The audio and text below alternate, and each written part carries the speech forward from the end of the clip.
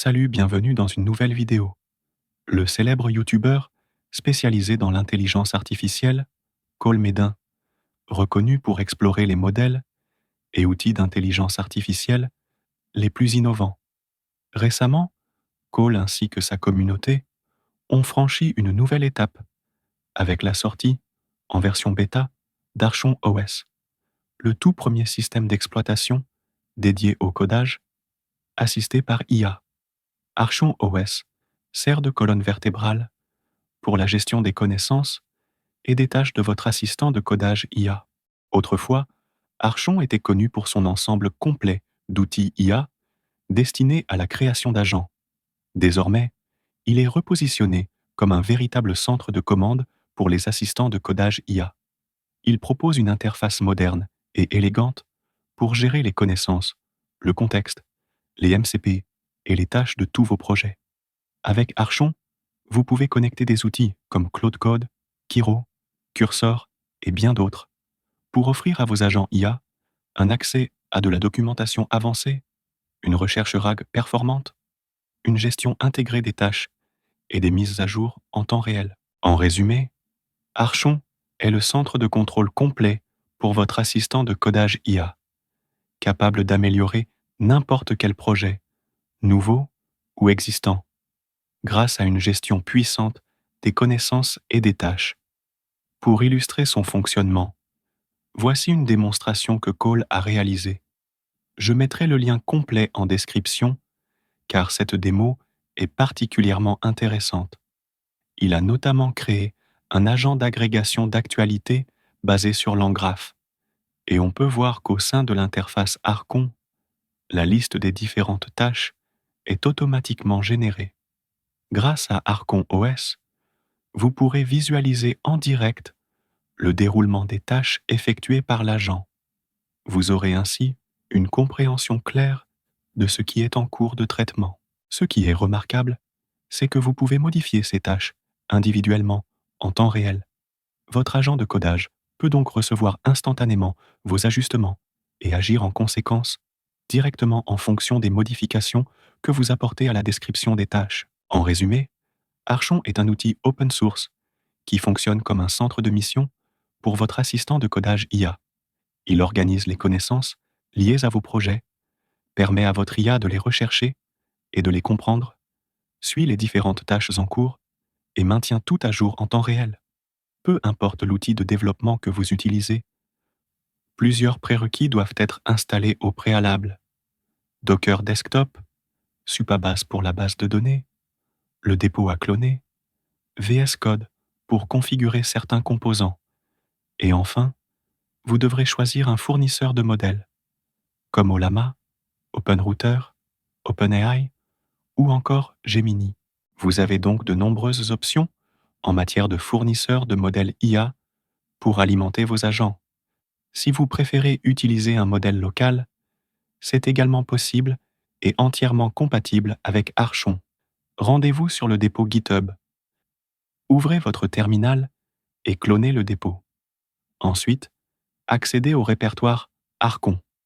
Vous pourrez alors configurer les variables d'environnement, copier le fichier des variables d'environnement, puis modifier les identifiants ainsi que le fournisseur de modèles que vous souhaitez utiliser. Une fois les variables copiées, ouvrez le dossier dans votre environnement de développement, IDE. Personnellement, j'utilise VS Code. Cliquez simplement sur Fichier, puis Ouvrir le dossier, et sélectionnez l'emplacement où vous avez cloné le dépôt Archon. Allez dans le fichier que vous venez de copier et remplissez les champs requis, comme l'URL de la base de données, Supabase, ainsi que les autres configurations indiquées. La prochaine étape est la configuration de la base de données. Dans Supabase, rendez-vous dans le projet que vous avez créé, puis accédez à l'éditeur SQL. Comme indiqué, ouvrez le fichier migration/completesetup.sql présent dans le dossier des migrations. Copiez son contenu, collez-le dans l'éditeur SQL de votre base de données, puis exécutez-le. Une fois terminé, vous devriez voir un message de succès. Ensuite, assurez-vous que Docker est installé et ouvrez Docker Desktop. C'est une étape cruciale. Vérifiez que l'application est bien en cours d'exécution en arrière-plan. Pour cela, consultez la barre des tâches et repérez l'icône de Docker. Une fois confirmé, lancez les services en copiant la commande Docker Compose dans votre terminal, puis exécutez-la. Docker commencera alors à installer et configurer tous les composants nécessaires. Comme Docker est déjà en marche sur mon système, je vais simplement appuyer sur Entrée. Vous verrez alors que les différents éléments d'Archon sont en cours de construction. Cette commande démarre les microservices principaux, le serveur, l'API centrale, la logique de base, le serveur MCP, les agents, bientôt disponibles, ainsi que l'interface utilisateur. Tous les ports sont personnalisables. Une fois l'installation terminée, je peux ouvrir l'interface locale dans mon navigateur. À ce stade, je peux aller dans l'onglet des paramètres pour définir mes clés API, choisir mon modèle de langage, LM, le fournisseur d'embedding, puis saisir ma clé API. La première chose à faire est de sélectionner le fournisseur de modèle que vous souhaitez utiliser. Actuellement, 3 options s'affichent, mais en arrière-plan, vous pouvez configurer d'autres services comme OpenRouter. Il vous suffit ensuite de fournir votre clé API. Vous verrez alors que les clés sont correctement chargées dans le panneau de droite. Concernant les paramètres RAG, vous pouvez définir le fournisseur de modèle de langage, le modèle de chat et même spécifier le modèle d'embeddings à utiliser. En bas de page, une option de signalement des bugs est disponible. En remontant, vous pouvez activer les fonctionnalités liées au projet et aux tâches. Vous pouvez également activer le mode sombre, activer ou désactiver les journaux, ou vous déconnecter.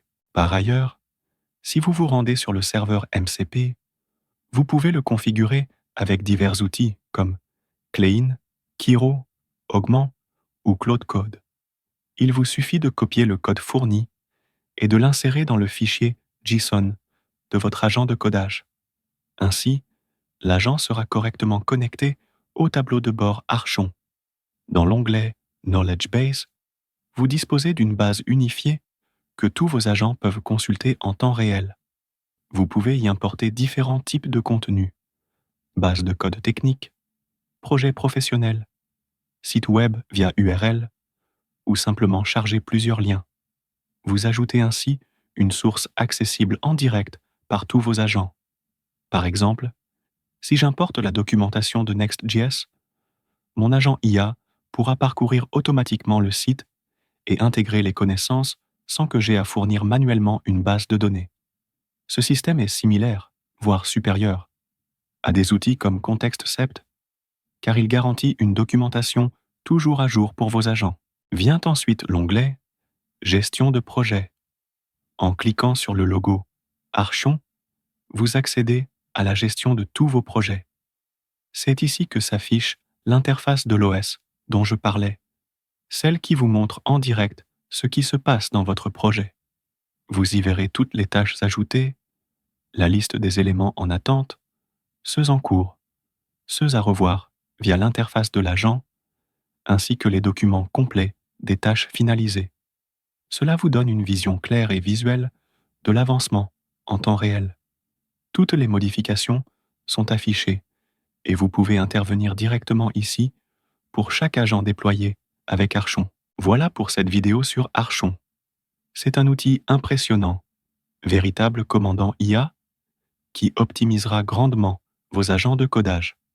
Je vous le recommande vivement, quelle que soit la solution que vous utilisez actuellement. La configuration est simple et je mettrai en description tous les liens et documents nécessaires pour vous aider à tout installer. Merci infiniment d'avoir regardé cette vidéo. J'espère qu'elle vous a plu et qu'elle vous a apporté de la valeur. Abonnez-vous, activez la cloche de notification, aimez cette vidéo et jetez un œil à mes anciennes vidéos. Il y a beaucoup de contenu qui pourrait vraiment vous être utile. Sur ce, je vous souhaite une excellente journée, restez positif et je vous retrouve très bientôt. Il souffre.